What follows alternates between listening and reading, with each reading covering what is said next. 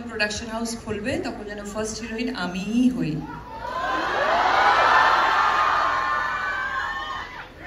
10 বছর পর পাশাপাশি বসে কথা বললেন দেব শুভশ্রী।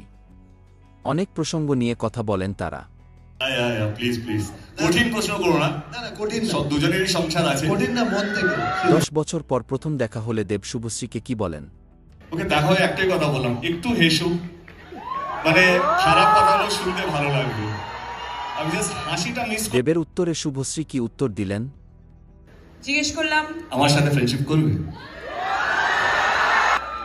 হ্যাঁ, আমি এটাই জিজ্ঞেস করলাম, আমার সাথে ফ্রেন্ডশিপ করবে? শুভশ্রী 10 বছর পর দেবকে দেখে কি বললেন সেটাও জানালেন শুভশ্রী। দেখা করে এটাই বললাম যে কেমন লাগছে, ফাইনালি ধূমকেতু আসছে, কেমন লাগছে। 10 বছরে শুভশ্রীর সঙ্গে দেবের কিভাবে দেখা হয়েছে এটা নিয়েও কথা বলেন দুজনে। কিফে আমরা প্রত্যেক বছর মিট করতাম। হ্যাঁ, ওইদিকে ও পোলে আমি ওই পোলে। হ্যাঁ, তো সেখানে তো দেখা হয়ে যেত, রাইট? দেব শুভশ্রী কি দুজনকে স্টক করেন? নিশ্চয়ই করতাম যদি সময় থাকতো জীবনে,